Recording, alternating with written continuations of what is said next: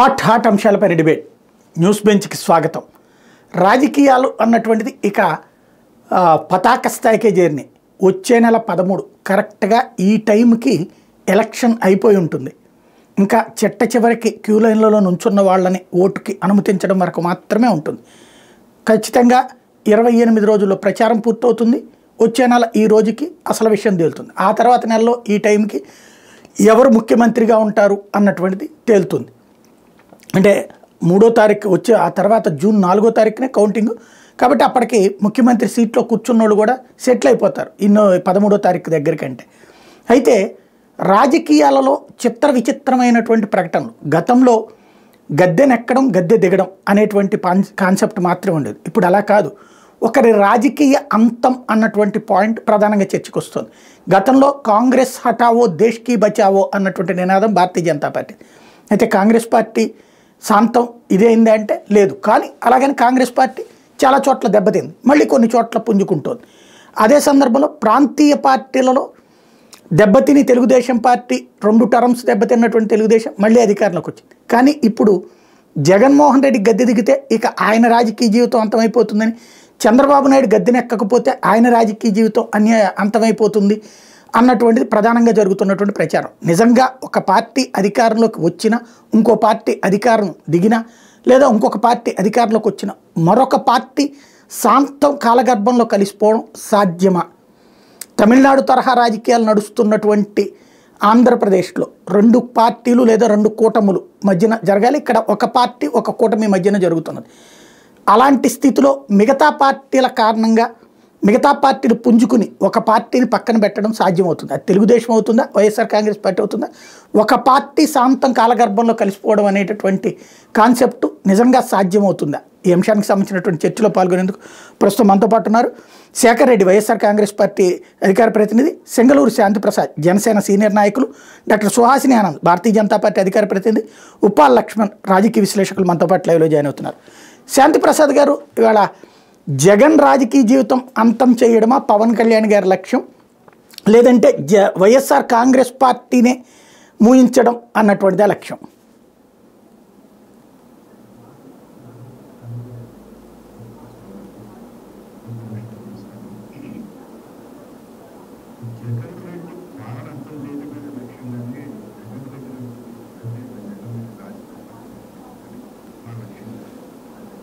Good point.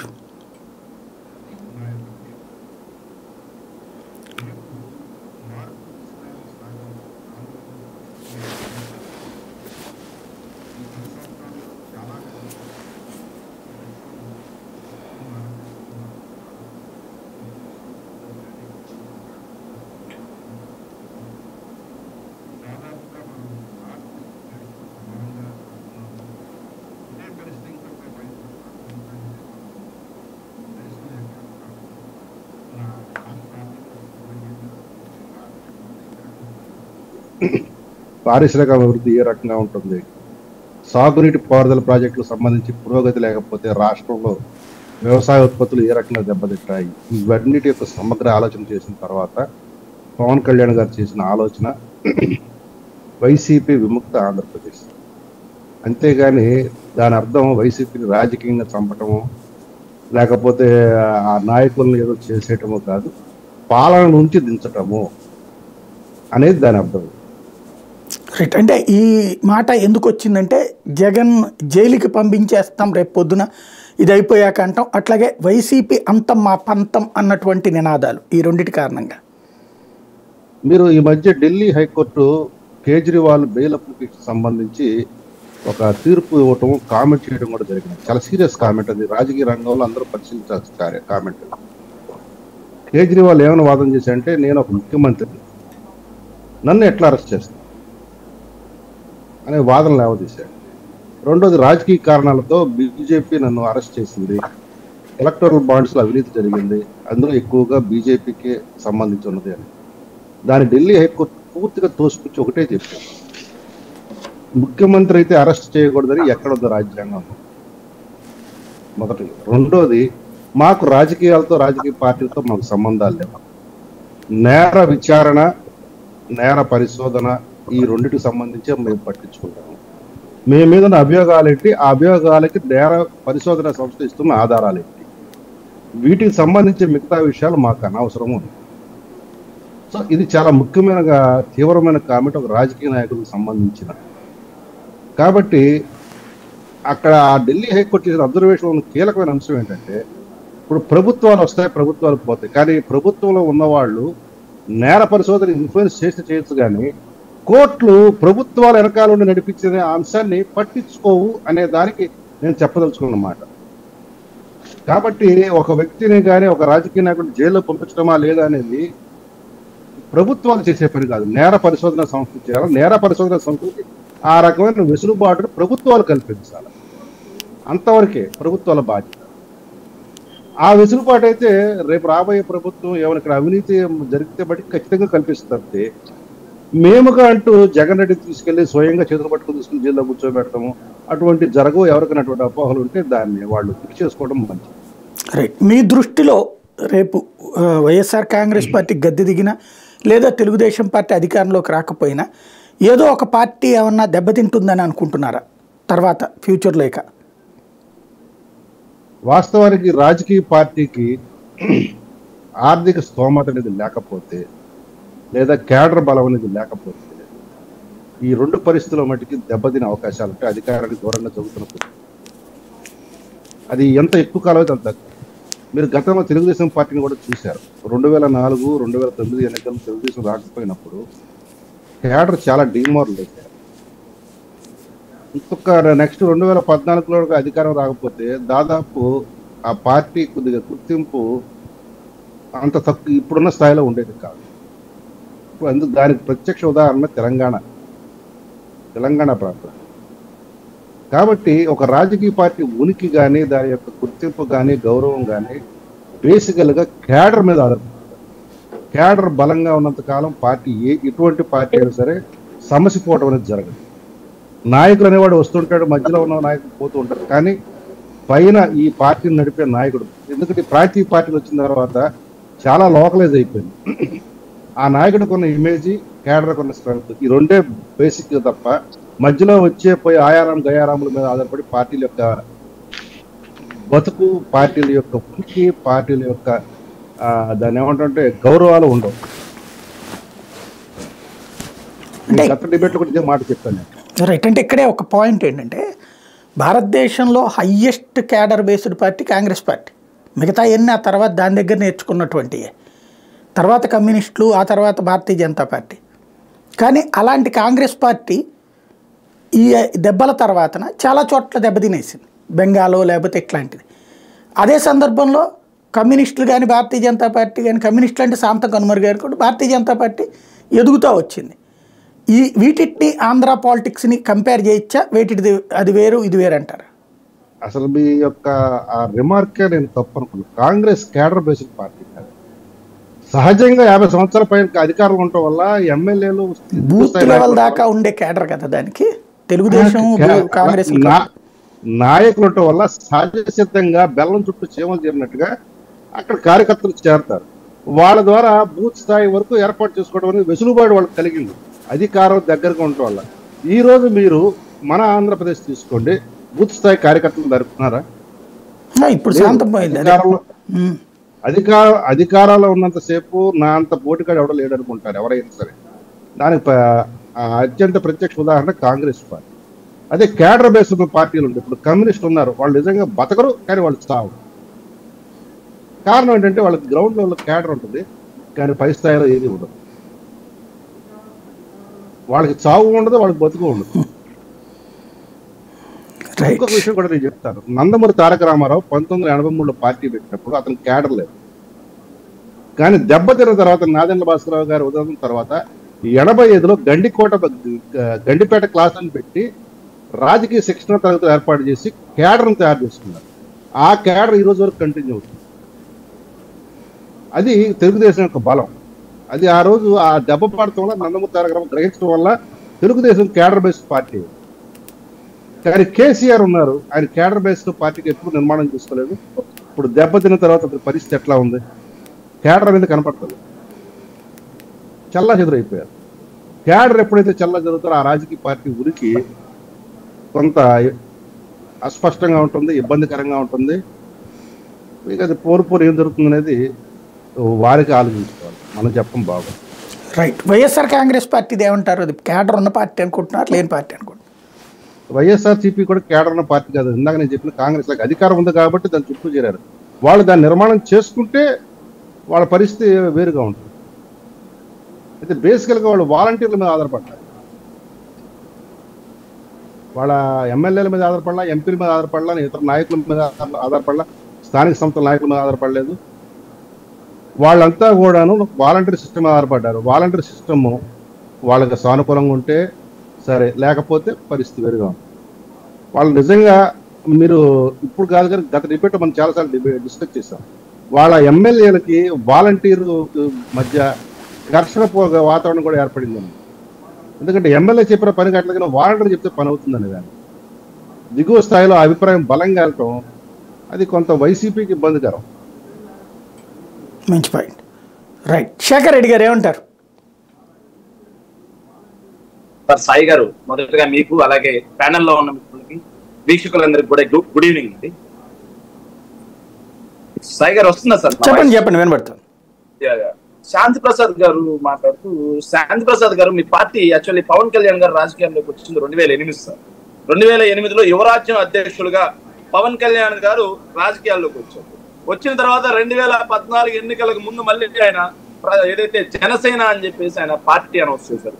Party announce చేసిన తర్వాత ఆయన, నేను పార్టీ క్యాడర్ నిర్మించుకోవడానికి చాలా తక్కువ వ్యవధి ఉంది, నాకు పార్టీ క్యాడర్ని నేను నిర్మించుకోలేను, ఎన్నికలకు వెళ్ళలేను, కాబట్టి అనుభవజ్ఞుడు రాజధాని కడతాడు, రాష్ట్రాన్ని అభివృద్ధి దిశలో ముందుకు తీసుకెళ్తాడు అని చెప్పేసి చంద్రబాబు నాయుడు గారికి బేషరతుగా మద్దతు ఇవ్వడమే కాకుండా భారతీయ జనతా పార్టీకి కూడా మద్దతు. శేఖర్ రెడ్డి సాయి ఆ ప్రశ్న వేస్తే నేను ఖచ్చితంగా సమాధానం చెప్పేవాడిని.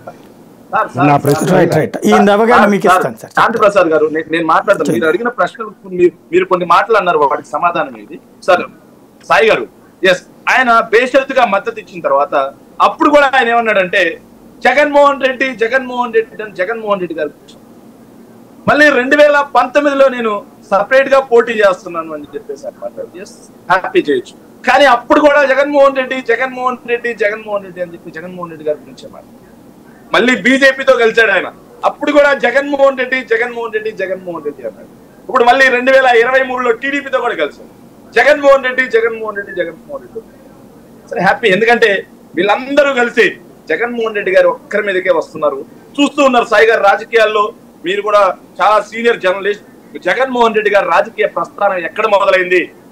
ఒక ఎమ్మెల్యే, ఒక ఎంపీతో మొదలైంది. కాంగ్రెస్ పార్టీ అధికారంలో ఉన్నా సరే సెంట్రల్ గవర్నమెంట్ లో దాంతో ఢీ కొట్టి మరి బయటకు వచ్చి ఒక ఎమ్మెల్యే, ఒక ఎంపీతో మొదలైంది. తర్వాత 15 మంది ఎమ్మెల్యేలు, 18 మంది పోటీ చేస్తే బై ఎలక్షన్ గెలిచాం. తర్వాత 67 మంది ఎమ్మెల్యేలు గెలిచాం.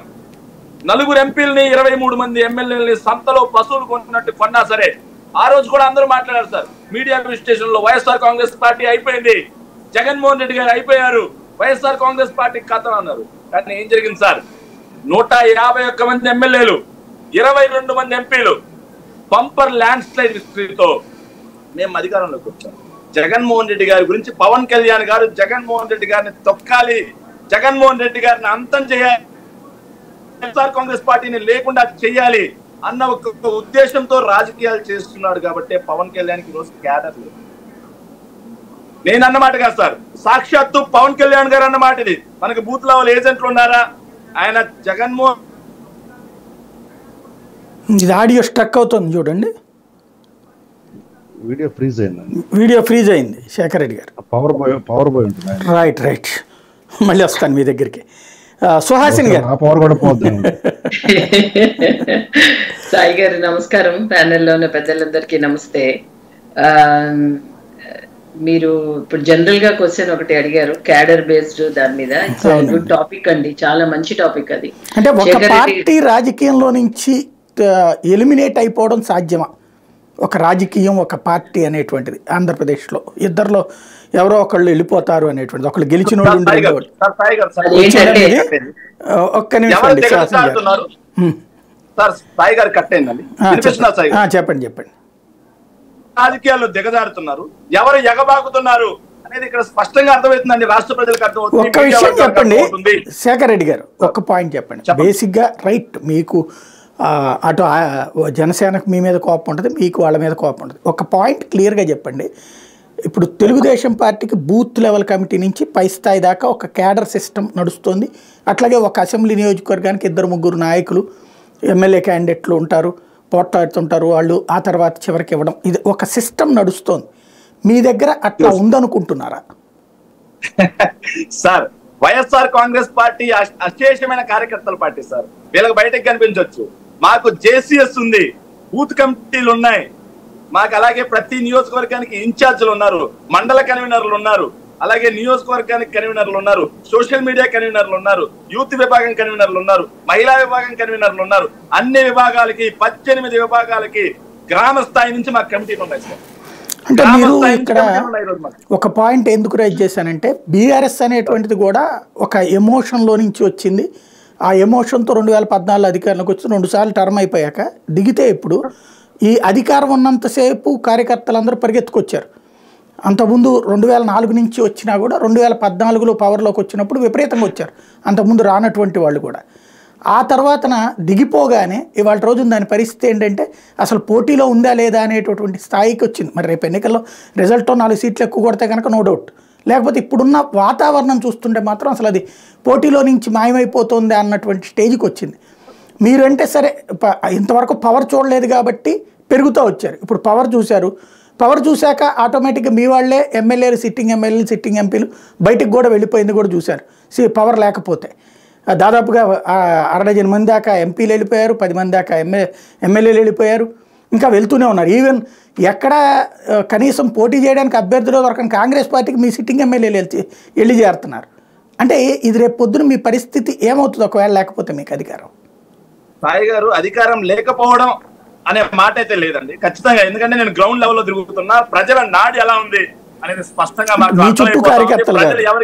ప్రజలు ఎవరికి ఉన్నారనేది స్పష్టంగా అర్థమవుతుంది సార్. కాకపోతే నేను మాట చెప్తాను సార్, వైఎస్ఆర్ కాంగ్రెస్ పార్టీ నుంచి ఎమ్మెల్యేలు వెళ్ళిపోయారు, వైఎస్ఆర్ కాంగ్రెస్ పార్టీ నుంచి ఎమ్మెల్సీలు వెళ్ళిపోయారు, వైఎస్ఆర్ కాంగ్రెస్ పార్టీ నుంచి ఎంపీలు కూడా వెళ్ళిపోయారు సిట్టింగ్.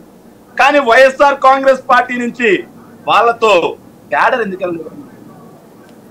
వైఎస్ఆర్ కాంగ్రెస్ పార్టీ నుంచి వెళ్ళిందా? ఒక్క నాయకుడి వెంట కనీసం 50 మంది వెళ్ళగలిగారా? సో ఇది జగన్మోహన్ రెడ్డి గారిని ఎమోషనల్ గా బాండ్ అయి ఉండే క్యారెక్టర్ సార్. ఏ ఎమ్మెల్యేని చూసో, ఏ ఎంపీని చూసో, లేకపోతే ఇంకోని చూసో, గోడ మీద పిల్లులను చూసో ఉన్న పార్టీ కాదు. జగన్మోహన్ రెడ్డి గారిని అభిమానించే గుండెలు, జగన్మోహన్ రెడ్డి గారిని ప్రాణంగా ప్రేమించే వ్యక్తులు, కార్యకర్తలుగా ఉన్నటువంటి పార్టీ సరే. ఈ పార్టీకి వచ్చినటువంటి డోకా లేదు, అధికారానికి వచ్చినటువంటి డోకా కూడా లేదు సార్. సాయి గారు, మీ ద్వారా ఒక చిన్న, మీకు ఇంటర్నెట్ ప్రాబ్లమా, కరెంట్ ప్రాబ్లమా?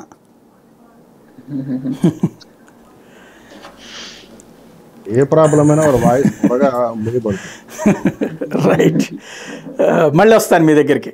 సుహాసిని గారు, ఇది మంచి టాపిక్. అది ఫస్ట్ మనం జనరల్ గా నీట్ గా అసలు క్యాడర్ దేని మీద, అసలు 2 పాయింట్స్ అండి. అది చాలా మంచి టాపిక్. ఇది క్యాడర్ అన్నది ఒకటి నాయకుడి పైన, 2 సిద్ధాంతం పైన ఆధారపడి ఉంటుంది.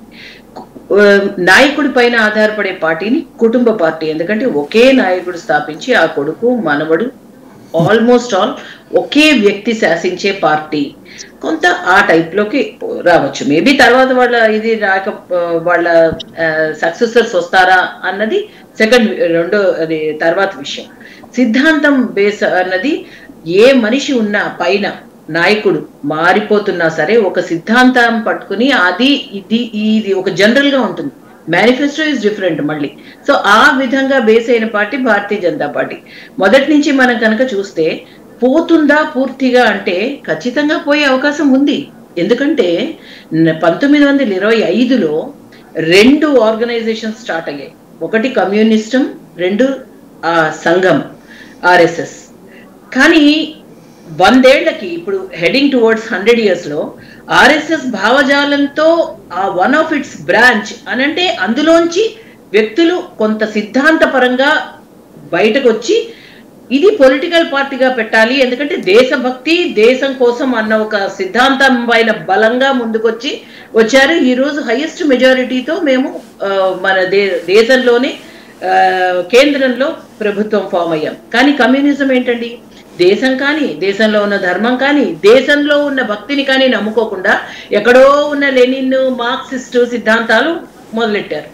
అదేంటి, మొదట్లో గాలి బుడగలాగా ఉన్నా మన దేశం కానీ సిద్ధాంతం మన దేశంలో ఎక్కడ సర్వైవ్ అవుతుంది? సో అక్కడ వాళ్ళు ఫెయిల్ అయ్యారు. సో పూర్తిగా కనుమరుగయ్యే పరిస్థితి. ఇప్పుడు కూడా అడపా తడప ఏదో ఇంకా ఓ మతాన్ని బేస్ చేసుకునో లేకపోతే ఇంకో ఏదో సంఘర్షణలు లేపుతూ ఒక యూనియన్స్ పైన అంటుకుని ఏదో అలా బతుకు సాగిస్తోంది. So that is the reason clear గా.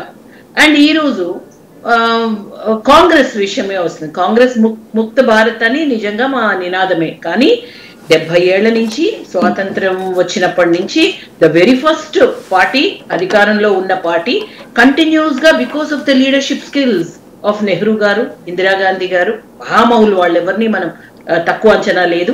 అండ్ చాలా ఎన్నో చక్కని సంస్కరణలు వారు కూడా కొంత చేశారు. కానీ రాను ఏమైందంటే అదే కుటుంబంలో కంటిన్యూగా అయితే డైల్యూట్ అయిపోయింది.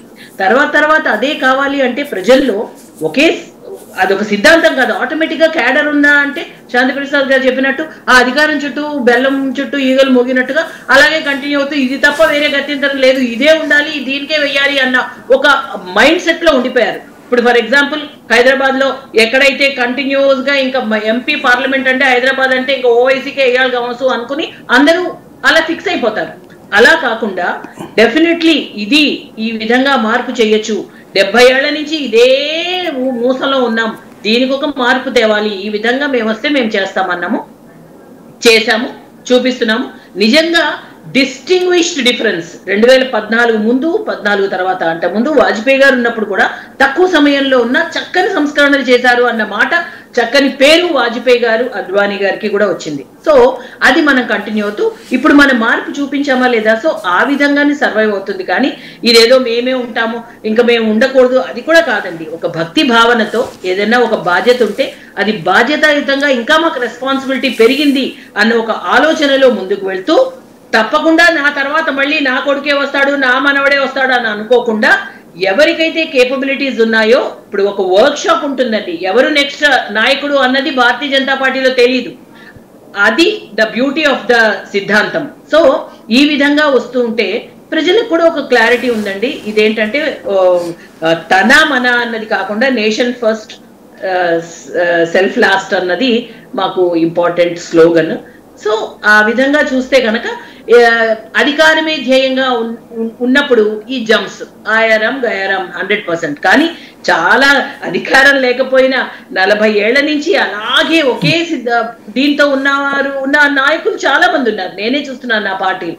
సో అలాంటప్పుడు అనిపిస్తుంది అబ్బా ఇంత వీళ్ళకి వాళ్ళ యొక్క ఇది చూస్తే నిజంగా నేర్చుకోవాలనిపిస్తుంది అండి. సో ఆ విధంగా మనం చెప్పచ్చు క్యాడర్. సో ఇవాళ వైఎస్ఆర్ కాంగ్రెస్ పార్టీ కానీ తెలుగుదేశం కానీ ఒకవేళ తెలుగుదేశం అధికారంలోకి రాకపోయినా వైసీపీ అధికారం కోల్పోయినా ఏదైనా కనుమరుగు అవుతుందని ఏమని అనుకుంటున్నారా? కనుమరుగు అంటే ఐ థింక్ వైసీపీలో అంటే ఇంకా తను యంగ్స్టర్, తను కొంత మనిషి కూడా ఏంటంటే 16 నెలలు జైలు నుంచి వచ్చిన తర్వాత అసలు చాలా మొదట్లోనే అసలు క్లోజ్ అయిపోవాల్సిన అసలు ఆ పార్టీయే రాజశేఖర్ రెడ్డి గారి తర్వాత అసలు ఇంకెవరు ఉండరేమో అని అనుకున్న టైంలో తర్వాత మళ్ళీ లేచి పైకొచ్చి ఒక రకంగా చెప్పాలంటే అతని జర్నీ చాలా పట్టుదలతో సాగింది. మొత్తానికి అధికారంలోకి వచ్చాడు. కానీ వచ్చిన తర్వాత కూడా కొంత ఈ 5 సంవత్సరాల్లో యాంటీ ఇన్కంబెన్సీ కూడా చాలా మూట కట్టుకున్నాడు అతను జగన్మోహన్ రెడ్డి గారు. బట్ తర్వాత అంటే అతనికి వయస్సు ఉంది మెయిన్ గా చేతిలో, కాబట్టి అతను ఒకే ఒక సైన్యమై కదులుతూ ఉన్నాడు. కాబట్టి మేబీ ఇప్పుడు ఎందుకంటే చంద్రబాబు నాయుడు గారికి ఈ క్రాస్డ్ 70, సో 75 years కి కూడా ఇంత పట్టుదలగా అధికారం గతంలో కూడా చూసాం, 15 సంవత్సరాలు రాకపోయినా మళ్ళీ పట్టుదలగా వాళ్ళని కలుపుకుని వీళ్ళని కలుపుకుని ఏదైనా సరే ఈసారి అధికారంలోకి రావాలి అనే పట్టుదల 75 సంవత్సరాలున్న చంద్రబాబు నాయుడు గారికి కనిపించినప్పుడు మనం జగన్మోహన్ రెడ్డి గారిని 50లోనే తీసి పడేయలేం కదా. సో జనరల్ టాక్ చెప్తున్నాను. మంచి పాయింట్. లక్ష్మణ్ గారు మీరేమంటారు? ఈ ఒక రాజకీయ పార్టీ అంతమైపోతుందన్న ప్రచారం మాత్రం చాలా సీరియస్గా నడుస్తుంది. ఎంతవరకు అవకాశం ఉంటుందంటారు?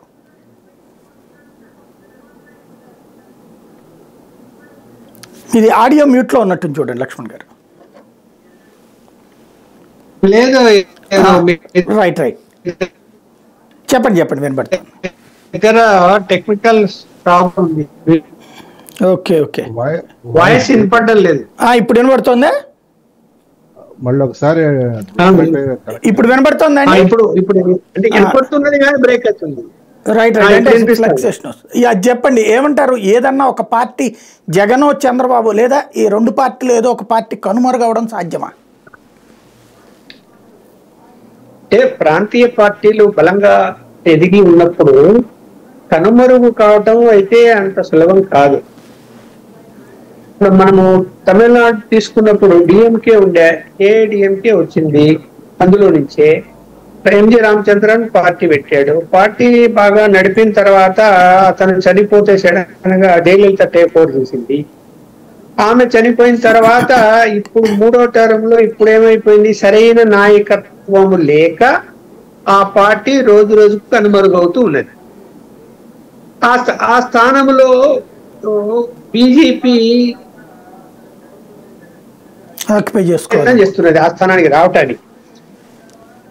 అలాగే ఇక్కడ నాయకుడిని బట్టి ఇందాక మేడం కూడా అదే క్లియర్ గా చెప్పారు. నాయకుడు బట్టి ఉంటుంది. బలమైన నాయకుడు ఉన్నప్పుడు ఆ నాయకుడు జీవించినంత కాలము, ఆ నాయకుడుకు ఎలాంటి ఇబ్బందులు రానింత కాలము ఆ ప్రాంతీయ పార్టీ బలంగానే ఉంటుంది. ఎందుకంటే నాయకుడు మీద నమ్మకం ఉన్నప్పుడు కార్యకర్తలు గాని లేకపోతే నాయకులు గాని పార్టీ విడిచి వెళ్ళరు. సరే, స్వార్థపరులు వెళ్తారు, అది వేరు. పార్టీలు మారడం అది కాదు, జనరల్ గా చెప్తారు. ఇప్పుడు ఇక్కడ జగన్మోహన్ రెడ్డి గారికి స్పేస్ ఎలా దొరికింది? ఎప్పుడైతే రాష్ట్రం విభజన జరిగిందో అప్పుడు కాంగ్రెస్ పార్టీ కనుమరుగైపోవడము, జగన్ కు స్పేస్ దొరికింది. అదే కాంగ్రెస్ రాష్ట్రం విడిపోకుండా ఉండింటే జగన్ కు స్పేస్ దొరికేది కాదు. జగన్ కూడా కాంగ్రెస్ వెంబడిపోయేటువంటి పరిస్థితి వచ్చేది. అందువల్ల ఏంటి, ఇక్కడ రాష్ట్రం విడిపోవడము అది పూర్తిగా కాంగ్రెస్ పార్టీని ప్రజలు తీవ్రంగా దాన్ని తిరస్కరించడంతో స్పేస్ ఏర్పడి 2014లో అతను గెటార్ అయ్యాడు పార్టీలో. సరే, తను కూడా ఆలోచించాడు, పార్టీ పెట్టాడు. కానీ పార్టీ పెట్టిన తర్వాత సరే ఆరోపణలు, అవినీతి ఆరోపణలు, పరిపాలన సరిగా చేయలేదు, అవన్నీ పక్కన పెడితే నాయకుడు అనేవాడు నమ్మకమైనటువంటి వ్యక్తిగా అయితే నిలబడ్డాడు కదా. ఇవాళ ఇప్పటి వరకు కూడా ఎవరికో ఒకరికో ఇద్దరికో నేను జరిగిందేమో నాకైతే తెలియదు, కానీ ఓవరాల్ గా అతన్ని నమ్ముకున్నటువంటి వాళ్ళ విషయంలో అతను ఏదైనా మాట చెబితే రాజశేఖర రెడ్డి గారు ఎలాగైతే మాట నిలబెట్టుకునేవారు అదే విధంగా ఇతను కూడా మాట నిలబెట్టుకునే ప్రయత్నాలే చేశాడు. నాయకత్వం యొక్క గొప్పతనాన్ని చూపించే ప్రయత్నమే చేశాడు. కొంతమందికి అసంతృప్తి ఉండొచ్చు, కొంతమందికి అపాయింట్మెంట్లు లేవని, ఇవన్నీ తర్వాత అంశాలు. కానీ వాళ్ళు ఎందుకు రాష్ట్ర వ్యాప్తంగా క్యాడర్ అంతా ఉండిపోయింది అంటే అదే కారణం, అతని మీద ఉన్నటువంటి నమ్మకము. ఇప్పుడు ప్రశ్న రెండోది వస్తుంది, ఏమని? ఒకవేళ అతనికి ఏదైనా ఇబ్బంది జరిగితే, పార్టీని నడపలేని పరిస్థితి వస్తే, లేదా అతను జైలుకు వెళ్తే అప్పుడేంటి? దాన్ని టేక్ ఓవర్ చేసినటువంటి నాయకులు ఎవరు? భారతి గారు చేయగలుగుతారా? ఇంకెవరు చేయగలుగుతారు? పార్టీని నిలబెట్టాలి కదా అనేటువంటి ప్రశ్న వచ్చినప్పుడు ఖచ్చితంగా ఇబ్బంది పరిస్థితి వస్తుంది. ఎందుకంటే నాయకుడు అనేవాడు లేనప్పుడు మరి ఇతరుల మీద ఇంకెవరైనా పార్టీ టేక్ ఓవర్ చేస్తే వాళ్ళ మీద ఆ విశ్వాసం రావాలి కదా. అందువల్ల ఆ విశ్వాసం ఉండే వాళ్ళు వస్తే అది కంటిన్యూ అవుతుంది. ఇప్పుడు జయలలిత ఎగ్జాంపుల్ చెప్పాను నేను, కంటిన్యూ అయింది పార్టీ, మళ్ళీ ఆమె అధికారం సంపాదించింది, ముఖ్యమంత్రి అయింది, 2 సార్లు అయింది. అందువలన ఇక్కడ అలాంటి పరిస్థితుల్లో ఈ వైఎస్ఆర్సీపీ ఉంది. ఏ క్షణంలో ఏం జరుగుతుందో, ఎన్నికలైన తర్వాత ఏం జరుగుతుందో అనేటువంటిది కూడా ఇవాళ పార్టీ క్యాడర్ చర్చించుకుంటున్నారు. రెండోది తెలుగుదేశం పార్టీ కూడా చంద్రబాబు నాయుడు తర్వాత ఎవరు అంటే సమాధానం లేదు. నారా లోకేష్ ముందు ప్రొజెక్ట్ చేసే ప్రయత్నాలు చేస్తున్నారు, కానీ అతని మీద విశ్వాసం అయితే ఎవరికి లేదు. ఎవరికన్నా ఉందంటే వాళ్ళు బుద్ధి తక్కువని చెప్తాను. కాబట్టి ఇక్కడ విశ్వాసం లేనప్పుడు చంద్రబాబు మీద కొంత విశ్వాసం ఉంది, కాదని నమ్మి ఉన్నారు. కొంత ఆయన కూడా కొంత మాట ప్రకారం నిలబడతాడు, కొన్ని చేస్తాడు, కాబట్టి ఆలస్యం అవుతాడు, వెంటనే డెసిషన్స్ ఉండవు. అన్యాయం అయితే చేయలేడు, నమ్మారు. ఇవాళ ఆయన ఏజ్ అయిపోవచ్చింది. ఒకవేళ మీరు అన్నట్టు ఈ ఎన్నికల్లో ఓటమి పాలైతే ఏంటి పరిస్థితి అంటే ఖచ్చితంగా పార్టీ బలహీనపడుతుంది. ఓటమి పాలైతే ఇంకా అధికారంలో ఏ పార్టీ అయితే ఉంటుందో అటువైపు మళ్ళీ ప్రయత్నాలు చేస్తారు. ప్రతి ఒక్కరికి అధికారం కావాలి. అధికారం వైపు ఉంటేనే వాళ్ళ యొక్క ఆస్తులు పెంచుకోవచ్చు, వాళ్ళ పనులు చేసుకోవచ్చు. అలాగే ఉన్న ఆస్తులకు భద్రత ఉంటుంది, అన్ని వ్యవస్థలు వాళ్ళ కంట్రోల్లో ఉంటాయి. అలా అయిపోయింది రాజకీయం. అలాంటి పరిస్థితుల్లో ఖచ్చితంగా ఒకవేళ ఓటమి జరిగితే మాత్రము తెలుగుదేశానికి చాలా ఇబ్బందికరమైన పరిస్థితులే వస్తాయి. ఈ క్యాడర్ నిలబడి మాత్రం ఖచ్చితంగా చెప్తారు. రైట్. అంటే ఒక ప్రధానమైనటువంటి అంశం ఏంటంటే ఏ పార్టీ అయినా సరే, ఇప్పుడు బీఆర్ఎస్ లేకపోతే జేడిఎస్ ఇట్లాంటి ప్రాంతీయ పార్టీలో ఒక సమస్య ఎక్కడ వస్తుందంటే పవర్ దిగిపోయినటువంటి సందర్భంలో అవి శాంతం ఒక్కసారిగా డౌన్ అయిపోతున్నాయి. తెలుగుదేశం కూడా మళ్ళీ పుంజుకోవడానికి రాష్ట్ర విభజన అన్నటువంటిది ఉపయోగపడింది. బట్ తెలంగాణలో మునిగిపోయినటువంటి పరిస్థితి. అలాగే తమిళనాడులో ఏఐఏడీఎంకే నాయకుడు లేకపోతే పక్కెళ్ళిపోయింది. అక్కడ చెప్పండి.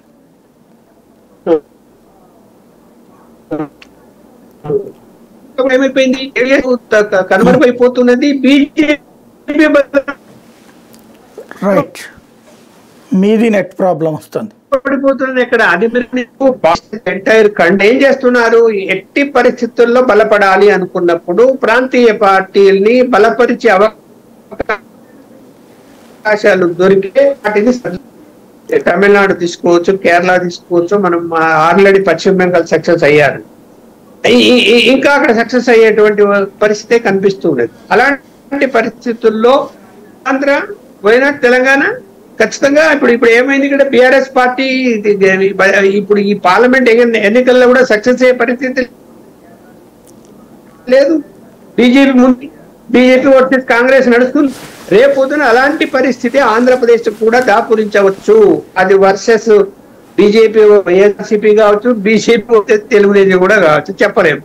అందువల్ల ఇక్కడ ఒకవేళ అర్థమైపోయిందో ఏమో చంద్రబాబు నాయుడు గారికి, నాకైతే తెలియదు. ఇబ్బందికరమైన పరిస్థితులు రాయిపోయే కాలంలో వస్తాయనే ముందు జాగ్రత్తగానే కాస్త తగ్గి బీజేపీతో కుదుర్చుకున్నాడని అనుకుంటున్నాను నేను. అలా కుదుర్చుకోవడం వల్ల ఏమైపోయిందంటే కనీసం నిలుపుకోవచ్చు. బీజేపీ కూడా ఉన్నది అంటే సరే, ఒకవైపు శాంతిప్రసాద్ గారు అంగీకరించకపోయినా కూడా పవన్ కళ్యాణ్ గారు బీజేపీని కాదని పక్కకు వచ్చే అవకాశమే లేదు. ఆయన బీజేపీలో విలీనమయ్యే పరిస్థితులు కూడా రావచ్చేమని నేను భావిస్తున్నా. అలాగే తెలుగుదేశం పార్టీలో కూడా ఒకవేళ అనుకోని పరిస్థితులు ఏర్పడితే మాత్రము తెలుగుదేశం పార్టీలో కూడా ఇప్పుడు ఉన్నటువంటి అభ్యర్థులలో కనీసము 60 మంది బీజేపీ యొక్క టచ్ లో ఉన్నారు. అవసరమైతే మేము పార్టీలో చేరతాము అనేటువంటిది కూడా వాళ్ళ మధ్య చర్చలు కూడా జరిగినాయి. సరే, ఇప్పుడు ఈ పార్లమెంట్ ఇంపార్టెంట్ కాబట్టి ఇలా పార్టీలను చీల్చి ప్రాంతీయ పార్టీలు ఇబ్బంది పెడితే ఆ ఎఫెక్ట్ పార్లమెంట్ మీద పడుతుంది కాబట్టి ఇప్పుడు అవసరం లేదు అనేటువంటి ఉద్దేశంతో దాన్ని ఆ చర్చలు వాటి జోలికి పోకుండా పొత్తు రూపంలో ముందుకు వెళ్ళిపోయారు. ఇప్పుడు ఎవరు స్ట్రాంగ్ గా ఉన్నారు ఇక్కడ? జగన్మోహన్ రెడ్డి. సో పొత్తు పెట్టుకొని అధికారంలోకి రాష్ట్రంలో కేంద్రం అలంలో కూడా కొన్ని పార్లమెంటు సీట్లు సంపాదించుకోగలిగితే బలహీనపడేటువంటి పరిస్థితి జగన్మోహన్ రెడ్డికి వస్తుంది. వచ్చినప్పుడు అప్పర్ హ్యాండ్ ఖచ్చితంగా బీజేపీ తీసుకుంటది. జగన్మోహన్ రెడ్డి గారి వైపు ఉన్న వాళ్ళు కూడా బీజేపీ వైపు కేంద్రంలో అధికారం వెళ్ళిపోతే మాత్రము అటువైపు ఉన్న వాళ్ళు కూడా చాలా మంది బీజేపీకి రావడానికి సిద్ధంగా ఉన్నారు. అది కూడా జరగచ్చు, చెప్పలేము. అందువల్ల ఏంటంటే రెండు ప్రాంతీయ పార్టీలకి ఖచ్చితంగా ఇబ్బందికరమైన పరిస్థితులే వస్తాయి, అటు గెలిచినా ఇటు గెలిచినా. రైట్, మంచి పాయింట్. ఇక్కడ శాంతిప్రసాద్ గారు, క్యాడర్ అన్నటువంటి దాన్ని ఈ 10 ఏళ్లలో మీరు పికప్ చేసుకున్నట్ట జనసేన పరిస్థితి ఎట్లా ఉంటుంది? వైసీపీ పతనం దగ్గర నుండి మీరు ఎదగాలనుకుంటున్నారా? ఆ ప్లేస్ని మీరు ఆక్యుపై చేసుకోవాలనుకుంటున్నారా? లేదా మీకంటూ ఒక ప్లాట్ఫామ్ సృష్టించాలనుకుంటున్నారా? వైసీపీ పతనంతో మా ప్లాట్ఫామ్ అనేది కాదు. వైసీపీ టీడీపీ ఉండగానే మేము స్పేస్ క్రియేట్ చేసుకుంటాం, అది గమనించాలి. మాకు ప్రస్తుతం 6.5 లక్షల మంది క్యాడర్ ఉంది. అయితే ఇక్కడ జరిగిన చిన్న ప్రధాన లోపం ఏంటంటే, ఇది మా అధినేత కూడా స్పష్టంగా మన ఈ మధ్య కూడా చెప్పాడు, గ్రామ స్థాయి వరకు నిర్మాణానికి తీసుకెళ్ళలేదు. మాకు మండల స్థాయి వరకు నిర్మాణం వచ్చింది కానీ కీలకమైన గ్రామ స్థాయికి తీసుకెళ్ళలేదు, బూత్ లెవెల్ దగ్గరికి రాలేదు. అందుకునే ఆయన ఒక అడుగు వెనక్కి పోయటం జరిగింది, అంతే తప్ప అది ఆయన 10 ఏళ్ళు అయిపోయింది కదా. 10 ఏళ్ళైంది. ఇక్కడ మీకు అంటే ఇప్పుడు ఎన్నికల సమయం కాబట్టి కొన్ని మాట్లాడకూడదు, కానీ ఒకటైతే మా అధినాయకుడు కూడా మాట్లాడారు, నేను చెప్తున్నాను. మండల స్థాయి వరకు మాకు నాయకత్వం ఉంది, అక్కడ నుంచి దిగువ స్థాయిలో గ్రామ స్థాయి బూత్ స్థాయి లేదు. దానికి చాలా చోట్ల ఏర్పాటు చేయలేదు. ఏర్పాటు జరిగిన చోట ఖచ్చితంగా అభ్యర్థులు నిలబెట్టారు ఆయన. కాబట్టి మాకు అది సమస్య కాదు. అయితే మేము ఒక పార్టీని చంపి మేము ఎదగాలి మేమైతే ఇప్పుడు కోరుకోవట్లేదు, మాకు ఆశ కూడా లేదు. స్పేస్ అనేది ఒకటి కావాలి కదా. ఇప్పుడు ఫర్ ఎగ్జాంపుల్ తెలంగాణలో బీఆర్ఎస్ దెబ్బతింటుంటే ఆ ప్లేస్ ఆక్యుపై చేసుకోగలుగుతుంది బీజేపీ. ఇంతకుముందు ఆ ప్లేస్ని తెలుగుదేశం ప్లేస్ని బీఆర్ఎస్ 3 వంతులు పంచుకుంది, బీజేపీ 1 వంతు పంచుకుంది. ఇప్పుడు మళ్ళీ బీఆర్ఎస్ నుంచి లాక్కోవాలనుకుంటుంది. ఈ స్పేస్ క్రియేషన్ అనేది ప్రజల ఆశీర్వాదంతో రావాలి తప్పితే ఒకళ్ళని చంపో లేకపోతే వాడు చేస్తే మనం ఎదగాలనేది ఉండకూడదు. ప్రజల ఆశీర్వాదం ఉంటుంది. బీఆర్ఎస్ కి ఆ ఆశీర్వాదం 2 సంవత్సరాలు ఇచ్చినప్పుడు కాంగ్రెస్ ఎదగలేదు, అక్కడ బీజేపీ ఎదగలేదు. కానీ బీజేపీ నిరంతరం పోరాటం చేసింది. ఆ 10 సంవత్సరాలు నిరంతరం కాంగ్రెస్ పోరాటం చేయాలి. కానీ మొన్న వచ్చేటప్పటికి ఏమైందంటే చిన్న పొరపాటు వల్ల నాయకత్వం మార్పు చేయటం వల్ల చివరి క్షణాల్లో బీజేపీ మీద ఒక అపవాదు పడింది. ఆ అపవాదు ప్రజలకు చాలా స్పీడ్గా వెళ్ళింది. దానివల్ల బీజేపీ కొంత ఆ పోరాటంలో ముందు వేయటంలో వెనకబడింది. కానీ కాంగ్రెస్ దాన్ని అందిపుచ్చుకొని రేవంత్ రెడ్డి అగ్రెసివ్ టైప్ అవడంతో అతను కేసీఆర్ లాగా సమాన స్థాయి భాష మాట్లాడగలడు, సమాన స్థాయిలో జనాల్ని ఇగ్నైట్ చేయగలడు, ఇన్స్పైర్ చేయగలడు. కాబట్టి దాన్ని అందిపుచ్చుకున్నాడు. అంతేకాదు అక్కడ కాంగ్రెస్ వల్ల కాదు, ఆ స్థాయిలో కేసీఆర్ స్థాయిలో మాట్లాడగల జనాలను ఇన్సైట్ చేయగల వ్యక్తి ఉండటం వల్ల కాంగ్రెస్ బలమైంది. మీరు అది గమనించాలి. ఎందుకంటే చాలా చోట్ల కేసీఆర్ కొంత గెలవాల్సిన చోట్ల కూడా ఓడిపోయారు. అలాగే బీజేపీ కూడా కొన్ని నిర్ణయాల లోపం వల్ల అది స్థాయిలో పుంజుకోవాలి, ఎన్ని దగ్గర ఆగిపోయింది. కాబట్టి ఇక్కడ స్పేస్ అనేది ఎట్లా వస్తుందంటే ప్రజల ఆశీర్వాదం బట్టి వస్తుంది తప్ప ఆ పార్టీ నాయకులు ఎందుకంటే ఆ పార్టీ నాయకులు ప్రజల్లో విశ్వాసం కోల్పోతే వాళ్ళకి తుడిచిపెట్టేస్తారు.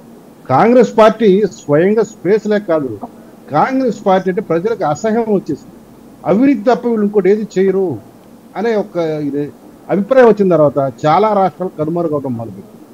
రెండోది ఉన్న క్యాడర్ కూడా సిద్ధాంత పరమైన బేస్డ్ క్యాడర్ కాదు, నాయకుడు బేస్డ్ క్యాడర్ కూడా కాదు, అధికారం బేస్డ్ క్యాడర్. కాబట్టి అధికారం ఉంటుంటే అటు పోయే క్యాడర్. సహజసిద్ధంగా అది ఆంధ్రాకి వచ్చేటప్పటికి వైసీపీకి వచ్చింది. కానీ అక్కడ తెలంగాణ వచ్చేటప్పటికి ఉద్యమ స్థాయిలో వచ్చిన ఆ క్యాడరు ఈరోజు ఎందుకు కేసీఆర్ని వదిలేసిందంటే కేసీఆర్ దాన్ని ఏమంటే వాళ్ళు ఊహించిన స్థాయిని అందుకోలేక భక్తు రాజకీయ నాయకుడికి మారిన తర్వాత అతని స్థాయి కూడా పడిపోయింది. అందుకనే ప్రజలు ఆశీర్వదించాలి. కాబట్టి అక్కడ స్పేస్ ఏర్పడింది. స్పేస్ ఏర్పడిన దాన్ని రేవంత్ రెడ్డి క్యాష్ చేసుకున్నారు. ఇక్కడ అది కూడా ముఖ్యం. ఆ సమయానికి ఎవరు క్యాష్ చేసుకుంటారు లేదు. మేమైతే జనసేనగా సిద్ధాంతపరంగా భాజపాని ఆదర్శంగా తీసుకుని ఎదగాలనుకున్నాం. భాజపా ఈరోజు దేశం మొత్తం ఎందుకంటే కారణం సిద్ధాంతపరంగా ఎదిగింది తప్ప క్యాడర్ ఇప్పుడు ఇందాక సోదరు చెప్పినట్టుగా 30, 40, 50 సంవత్సరాలైన అధికారంతో పని లేకుండా వాళ్ళు పనిచేస్తారు. వాళ్ళు ఏ రాష్ట్రంలో సరే బీజేపీకి ఆ క్యాడర్ ఉంటుంది. ఆ సిద్ధాంతం ఆ భావజనంతో పెరగాలనుకున్నాం మా పార్టీ. కాబట్టి నిర్మాణం అనేది కొంత లేట్ అవుతుంది, ఎదగడం కూడా కొంత లేట్ అవుతుంది. కానీ ఎదిగిన తర్వాత మా యొక్క స్థాయి ఎట్లా ఉంటుంది అనేది ప్రజల ఆశీర్వాదంతో మీరే చూస్తారు. రైట్, మంచి పాయింట్. ఇప్పుడు మనతో పాటు జాయిన్ అయ్యారు వెంకటరెడ్డి గారు, వైఎస్ఆర్ కాంగ్రెస్ పార్టీ నుంచి. వెంకటరెడ్డి గారు, ఇప్పుడు క్యాడర్ అన్నటువంటిది బేస్ లేదు మీకు, జస్ట్ పవర్ బేస్డ్, లైక్ మొన్న కేసీఆర్కి వచ్చినట్టే. రేపు కనుక పవర్ దిగితే మీ పరిస్థితి ఏంటి? పార్టీని కాపాడుకోగలుగుతారనుకుంటున్నారా, లేదా పవన్ కళ్యాణ్కి ఆ స్పేస్ ఇస్తారనుకుంటున్నారా, లేదా బీజేపీ? ముందుగా మీకు ప్యానల్లో ఉన్న అందరికీ అట్లా నమస్కారం. ఇప్పుడు మేము అధికారంతో మా క్యాడర్ వచ్చిందని చెప్తే వాళ్ళు అసలు రాజకీయాల్లో ఉన్నారా లేదా అని క్వశ్చన్ చేయాల్సినటువంటి అంశం. మేము 2011లో పార్టీ పెట్టినప్పుడు మా దగ్గర అధికారం ఉందా సాయి గారు? మేము సెంట్రల్లో ఉన్న కాంగ్రెస్ పార్టీని, స్టేట్ లో ఉన్న కాంగ్రెస్ పార్టీని, ఇక్కడ ఉన్నటువంటి అపోజిషన్ పార్టీని ఎదిరించి వైఎస్ఆర్ కాంగ్రెస్ పార్టీ అని ఒక పార్టీని పెడితే మా దగ్గరకు ఆ రోజే 18 మంది ఎమ్మెల్యేలు వచ్చారు. ఆ రోజు మేము నాయకులను చూసి పార్టీ పెట్టాలి. జగన్మోహన్ రెడ్డి గారు రాజీనామా చేసినప్పుడు ఒకటే మాట చెప్పాడు, నాతో వస్తే కష్టాలు ఉంటాయి, నాతో వస్తే నష్టాలు ఉంటాయి, దయచేసి నా వెనకాల ఎవరు రావద్దు, నాతో పాటు వస్తే మీరు ఇబ్బందులు ఎదుర్కొంటారని చెప్పి నాయకులందరికీ చెప్పిన 18 మంది ఎమ్మెల్యేలు ఆ రోజు రిజైన్ చేసి వైఎస్ఆర్ కాంగ్రెస్ పార్టీకి వచ్చారు. మేము బై ఎలక్షన్ ఫేస్ చేసాం. జగన్మోహన్ రెడ్డి గారు జైల్లోనే ఉన్నారు. బై ఎలక్షన్ ఫేస్ చేసాం. ఆ రోజు సెంట్రల్ అధికారంలో, స్టేట్లో అధికారంలో కాంగ్రెస్ పార్టీ ఉంది. తర్వాత మేము 67 సీట్లు మాకు అధికారం ఇచ్చింది ప్రజలు. మేము ఆ రోజు అధికారంలో లేం కదా, అధికారంలో లేకుండానే కొత్తగా పార్టీ పెట్టి 67 సీట్లని మొట్టమొదట వచ్చినటువంటి అసెంబ్లీ పార్లమెంట్ ఎన్నికల్లో సాధించాం. తర్వాత చంద్రబాబు నాయుడు గారికి ఎవరు ఇప్పుడు కొంతమంది ఇచ్చినటువంటి సలహాల ప్రకారం వైఎస్ఆర్ కాంగ్రెస్ పార్టీలో ఎమ్మెల్యేలు తీసేసుకుంటే ఆ పార్టీ పని అయిపోతుంది, ఆ పార్టీ బలమైన ప్రతిపక్షంగా ఉంది, 67 సీట్లతో తీసేయాలి, ఆ పార్టీలో ఉన్నటువంటి ఎమ్మెల్యేలందరినీ జాయిన్ చేసుకోవాలని చెప్పినటువంటి దాని ప్రకారం మా దగ్గర నుంచి 23 మంది ఎమ్మెల్యేలు వెళ్ళిపోయారు. అయినా మా పార్టీకి ఓటింగ్ శాతం పెరిగిందా తగ్గిందా? 151 సీట్లు వచ్చినాయి, 50% ఓటింగ్ వచ్చింది. కొన్ని వేల మంది నాయకులు, నాకు ఒక ఇంగ్లీష్ పేపర్లో ఆర్టికల్ చూశాను సార్ ఆ రోజు 2019 ఎన్నికల కంటే ముందు, దాదాపుగా 6500 మంది ఎంపీటీసీ జడ్పీటీసీ స్థాయి నుంచి ఎమ్మెల్యే ఎంపీ స్థాయి దాకా ఉన్నటువంటి లీడర్లు వైఎస్ఆర్ కాంగ్రెస్ పార్టీలో 2019 ఎన్నికల్లో జాయిన్ అయ్యారు. ఎందుకు జాయిన్ అయ్యారు? మరి మేము అధికారంలో లేం కదా, కాంగ్రెస్ స్పేస్ పోయింది కాబట్టి.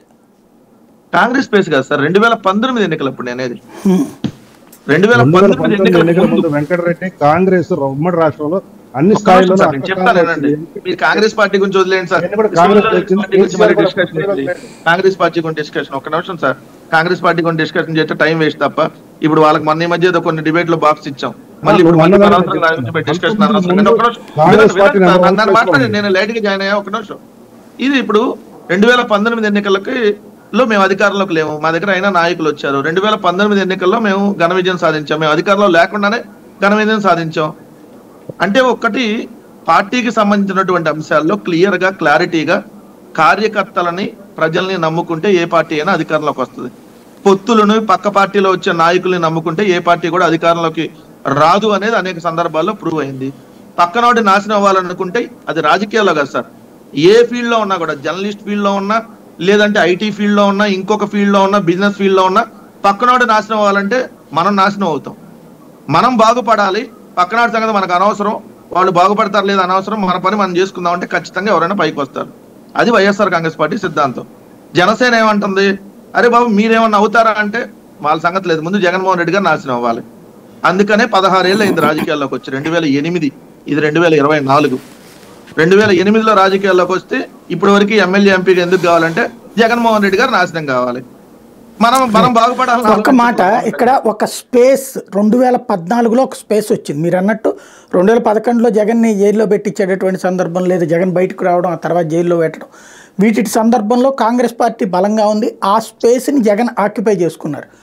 ఇప్పుడు ఆ స్పేస్ ఆక్యుపై చేసుకోవడం అంటే రేపు పొద్దున పవర్ లేకపోతే ఆ స్పేస్ అది పవన్ కళ్యాణ్కో లేకపోతే కనుక బీజేపీకో పోదా? పవర్ ఒకటి సార్, ఇప్పుడు మీరు అన్నట్టుగా 2011వ సంవత్సరంలో వచ్చిన కేడర్ వైఎస్ఆర్ కాంగ్రెస్ పార్టీ నుంచి కార్యకర్తలు వాళ్ళు వచ్చిన మాట వాస్తవమే. అట్లానే తెలుగుదేశం పార్టీ నుంచి కూడా కొంతమంది ఎమ్మెల్యేలు వచ్చారు, వాళ్ళ కేడర్ కూడా కొంతమంది వచ్చిన వాస్తవమే.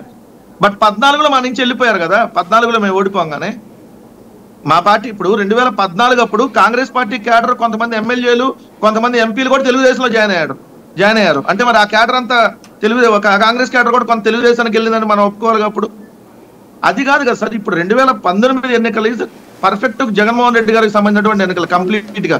2014లో మీరు అన్నట్టు రాజశేఖర రెడ్డి గారి సింపతితో కొంత వర్కౌట్ అయ్యి 67 అసెంబ్లీ సీట్లు వచ్చి ఉండొచ్చు 2014కి.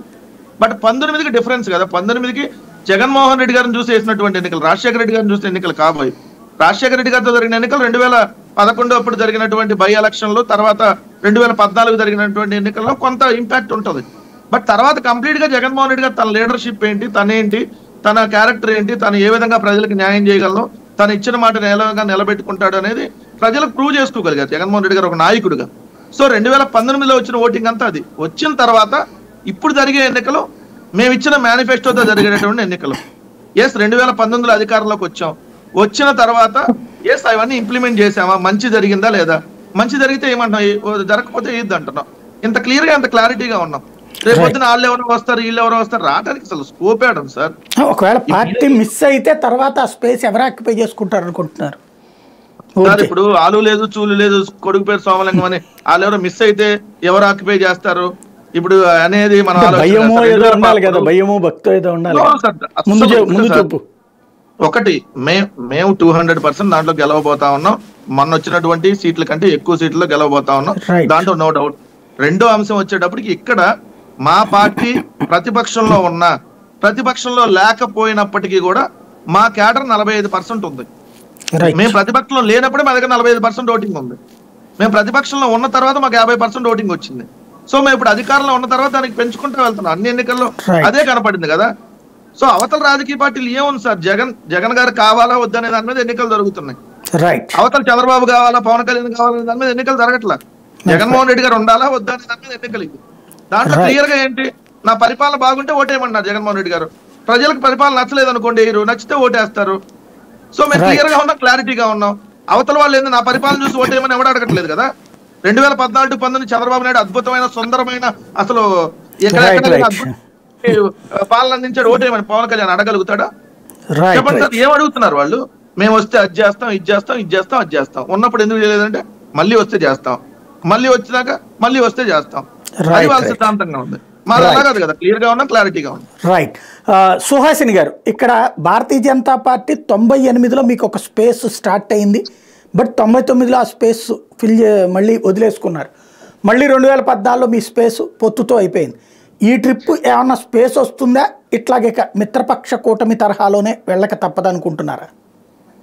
ఇప్పుడు చాలా క్లారిటీ వచ్చిందండి మన డిస్కషన్ లో. ఇప్పుడు 2011లో ఎవరైతే రాజశేఖర్ బిడ్డ అని చెప్పి అయితే ఒక పార్టీ ఫామ్ అయిందో, 11లో ఉన్న వాళ్ళు 14లో వైసీపీ ఓడిపోయిన తర్వాత వెళ్ళిపోయారు. మళ్ళీ అధికారం వచ్చిన తర్వాత ఇప్పుడు చాలా మంది 151 వచ్చిన తర్వాత ఎందరందరూ అక్కడెక్కడ వాళ్ళు అందరూ వచ్చేసారు.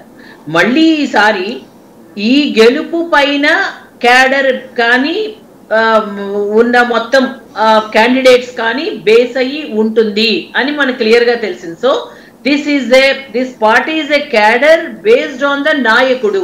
ఇక్కడ క్లియర్ కట్ గా జగన్మోహన్ రెడ్డి గారి నాయకత్వం పైన బేస్ చేసుకుని ఉన్న క్యాడరే ఎక్స్క్లూజివ్ గా. అండ్ ఈసారి కనుక ఓడితే వైసీపీ 2014లో వాళ్ళు ఓడిపోయినప్పుడు ఎవరైతే మిగిలారో అంతే మిగులుతారండి. ఏ పార్టీకైనా ఆ నాయకుడు ఏదైనా గెలుపో ఓటమో మేము ఈ నాయకుడిని అంటి పెట్టుకునే ఉంటాము అన్న ఒక పద్ధతిలో వెళ్ళిపోయేది ఒకటి. అండ్ దీని తర్వాత రిజల్ట్స్ బట్టి చూస్తాం. ఇక భారతీయ జనతా పార్టీ ఇప్పుడు ఒక అపోహ ఉంది. చాలా మంది అంటారు కేంద్రంలో చాలా బలపడిపోయి ఎంతో అప్కీ బార్ 400 పార్ అన్న ఒక దానిలో వెళ్తూ ఉన్నప్పుడు ఈ రీజనల్ పార్టీస్ ని చంపేశారు, క్లోజ్ చేశారు. ఎంత అది తప్పుడి మాట అది. ఎందుకంటే ఎప్పుడు స్థానికతకి ఉన్న బలమే వేరు. రీజనల్ పార్టీస్ ని మింగేయడం అన్నది అది తప్పుడు మాట, తప్పుడు డిస్కషనే. ఒకటి, సపోర్ట్ గా కేంద్ర ప్రభుత్వంతో రాష్ట్రానికి కావాల్సినవి తెలివితేటలుగా కేంద్ర ప్రభుత్వంతో మాట్లాడుకుని ఆ హుందాగా తెచ్చుకోవడం అన్నది తెలివితేటలు.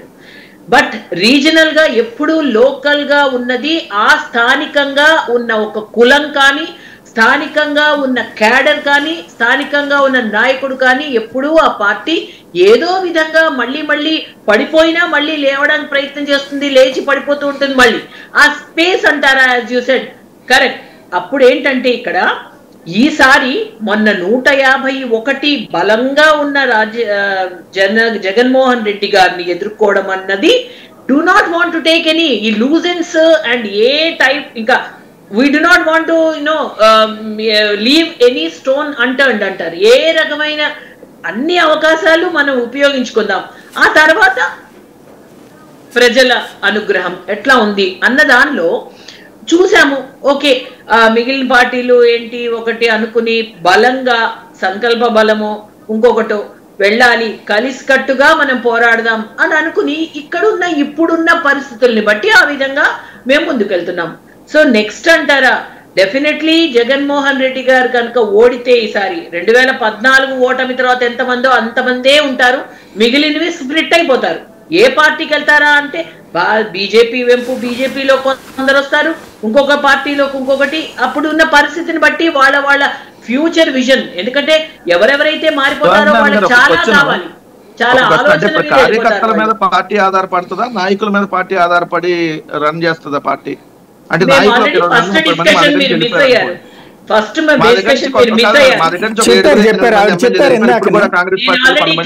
మీరు ఒకసారి వినండి. తర్వాత మాది వండర్ఫుల్ డిస్కషన్ జరిగింది ఫస్ట్ రౌండ్, మీరు లేరప్పుడు, మీరు మిస్ అయ్యారు.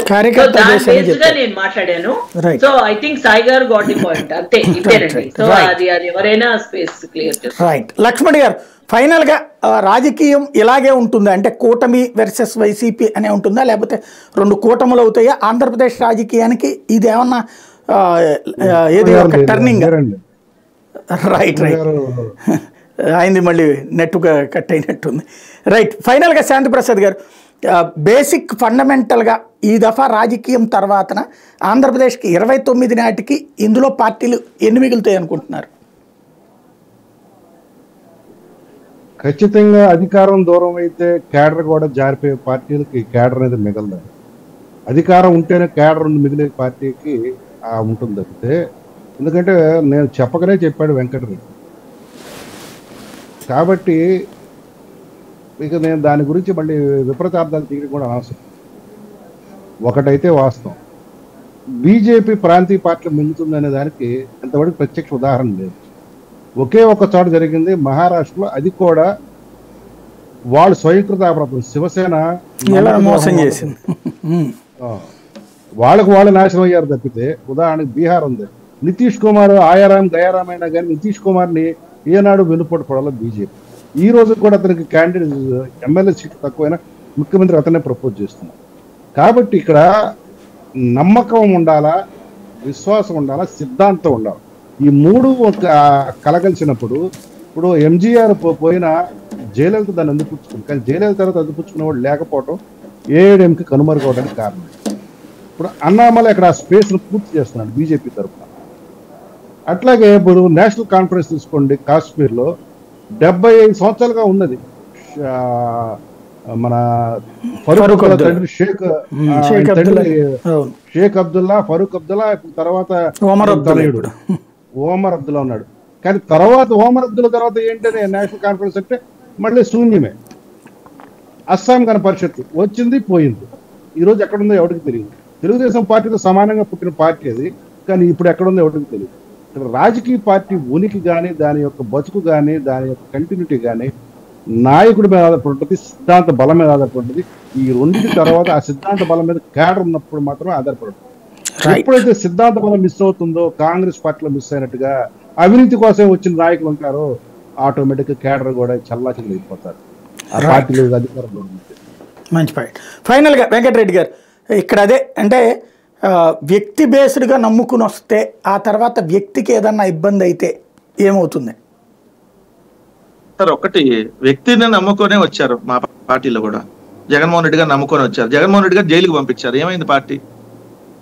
మరి పార్టీ ఆ రోజు అయిపోవాలి కదా సార్, స్మాష్ అయిపోవాలి కదా. 16 నెలలు జైల్లో ఉంటే, ఒక్క నిమిషం సార్ దయచేసి 16 నెలలు ఇదే చంద్రబాబు నాయుడు 16 నెలలు జైల్లో ఉంటే, 16 నెలలు సార్ 8 నెలలు జైల్లో ఉంటాయి అనుకున్నా. ఇదే పవన్ కళ్యాణ్ 1 నెల జైల్లో ఉంటే ఉంటది ఆ పార్టీలు? 16 నెలలు జైల్లో ఉంటే జగన్మోహన్ రెడ్డి గారు పార్టీ బలం పెరిగిందా తగ్గిందా? వ్యక్తి క్యారెక్టర్ ఏంటి? ఆ వ్యక్తి ప్రజలకు నిజంగా న్యాయం చేస్తాడా? ఆ వ్యక్తికి సంబంధించినటువంటి అతను నిజంగా ఆ ప్రజలకు సంబంధించి న్యాయం చేయగలిగేటటువంటిది ఉందా లేదా అనేది ప్రజలు ఆలోచిస్తారు సార్. చాలా విఘ్నులు ప్రజలు. జర్నలిస్ట్ సాయి గారు డిబేట్ చూస్తారు, ఇంకో ఛానల్ ఇంకో డిబేట్ చూస్తారు, ఈనాడు చదువుతారు, ఆంధ్రజ్యోతి చదువుతారు, సాక్షి చదువుతారు, ఆంధ్రప్రభ కూడా చదువుతారు, అన్ని చదువుతారు. ఎవరు ఏంటి, ఏం వర్షన్ ఏంటి అన్ని క్లారిటీగా ఉండే ఓటేశారు. 2019 ఎన్నికలప్పుడు మా మీద ఎంతకంటే ఎక్కువ దుష్ప్రచారం చేశారు. జగన్మోహన్ రెడ్డి గారికి అధికారం ఇచ్చేస్తే దోచేసుకుంటాడు, 1,00,000 కోట్లు దోచేశాడు, మళ్ళీ వస్తే దోచేసుకుంటాడు ఈ రాష్ట్రం, అసలు చంద్రబాబు నాయుడు ఆంధ్రాని సింగపూర్ చేశాడు, అమెరికా చేశాడు అని ప్రచారం చేస్తే ఏమైంది? 23 వచ్చినాయి వాళ్ళకి. సో ప్రజలకు క్లియర్ గా క్లారిటీ ఉంది. నాయకుడు ఎవరు, ఏ నాయకుడు ఎవరి పక్షాన్ని నిలబడతాడు, ఏ నాయకుడు పక్షాన్ని నిలబడతాడు, ఏ నాయకుడు రాజకీయాల కోసం ఏ విధంగా దిగజారుతారు, ఓడిపోయినా గెలిచినా ఏ నాయకుడు ప్రజల కోసం నిలబడతాడు. ఆ క్లారిటీ ఉంది కాబట్టే మాకు ఇన్ని సీట్లు వచ్చినాయి సార్, ఇంత క్యాడర్ ఉండగలిగింది. సో లేదంటే 45% ఓటింగ్, 50% ఓటింగ్ రాజకీయ పార్టీకి ఉమ్మడి ఆంధ్రప్రదేశ్ లోనే రాలేదు సార్. కాంగ్రెస్ పార్టీ అంత వేవ్ వచ్చింది 2004 ఎన్నికల్లోనే రాలేదు కాంగ్రెస్ పార్టీకి. అంత 50% ఓటింగ్ అంటే చిన్న విషయం కాదు కదా ఏ రాజకీయ పార్టీకైనా. అది వచ్చింది అంటే నాయకుడు నమ్మ వస్తుంది ఖచ్చితంగా.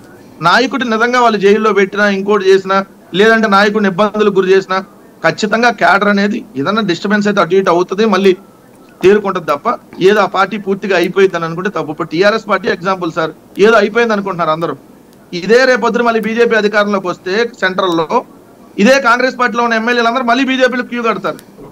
ఇప్పుడు ఎవరైతే కాంగ్రెస్ లో జాయిన్ అయ్యారో మళ్ళీ నెలకి ఫిరాయింపు చేస్తారు.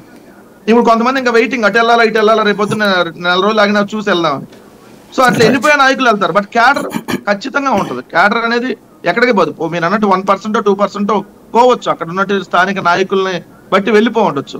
బట్ మెజారిటీ క్యాడర్ ఆ పార్టీని నమ్ముకొని ఖచ్చితంగా నాయకుడు ఎవరైతే ఉన్నారో ఆ పార్టీ అధ్యక్షుడు నమ్ముకొని ఉండదు. ఇప్పుడు మీరు ఎగ్జాంపుల్ నరేంద్ర మోడీ గారు సార్, మీరు కూడా అనేక సందర్భాల్లో చెప్పుకుంటారు సార్ గారు. ఎందుకంటే ఒరిజినల్ బీజేపీ కార్యకర్తలు ఎవరున్నారో వాళ్ళు ఆడికి బోరు, ఖచ్చితంగా వాడి ఉంటారు. యాక్టివ్ గా ఉండిపోవచ్చు. బట్ అది ప్రాంతీయ పార్టీలో కుదరదు కదా అని వాళ్ళ సిద్ధాంతపరమైంది. కమ్యూనిస్టులైనా బీజేపీ అయినా నాయకులు వచ్చారు. కమ్యూనిస్ట్ మీరు నేను అనేది క్యాడర్ అట్లాగే ఉన్నారు, వాళ్ళ క్యాడర్కి పోలేదు. కాకపోతే ఓట్లు ఒకప్పుడు 10% 8% ఓటింగ్ అంటే అది వాళ్ళతో తిరిగి పాడైపోయారు అనుకోండి పాపం. తెలుగుదేశంతో పొత్తులు పెట్టుకుని కాంగ్రెస్ తో పొత్తులు పెట్టుకుని. అవును, అక్కడ ఉన్న లీడర్షిప్ మోడీ గారు లేదు, ఆ ప్లేస్ లో ఇంకొకళ్ళు వచ్చి అదే విధంగా చేయగలిగితే, లేదు అక్కడ ఉన్న లీడర్ కరెక్ట్ గా లేకపోతే మళ్ళీ క్యాడర్ కూడా జారిపోద్ది. దట్స్ లీడర్షిప్ బేస్ మీద ఖచ్చితంగా ప్రాంతీయ పార్టీ మెజారిటీ నడిచేది మొత్తం ఒక లీడర్ మీద నడిచిద్ది. సో ఆ లీడర్ పార్టీ అధ్యక్షుడు. ఇదైతే clear. Right, thank you very much అండి. శాంతిప్రసాద్ గారు, సుహాసిని ఆనంద్ గారు, లక్ష్మణ్ గారు, వెంకటరెడ్డి గారు. ఇది పరిస్థితి. ఓవరాల్గా చూస్తే రాజకీయాల్లో ఏదో ఒక పార్టీ అంతం అన్నటువంటిది అదొక భ్రమ పదార్థం మాత్రమే. భ్రమ తప్పించి మరొకటి ఉండదు. ఏ పార్టీ అయినా సరే గద్దె దిగగానే పడిపోతుంది అనుకుంటే కనుక భారతదేశంలో అనేక పార్టీలు మూతపడాలి. కాకపోతే సమస్యల్లా దాన్ని తర్వాత లీడర్ ఎలా మేనేజ్ చేయగలుగుతారు అన్నటువంటిది, అది ఎలా ఉంటుంది, కొత్త వాళ్ళకి అవకాశం వస్తుందా లేదా అన్నదే అసలు పాయింట్. అది ఎలా సాధ్యమవుతుందో చూడాల్సి ఉంది.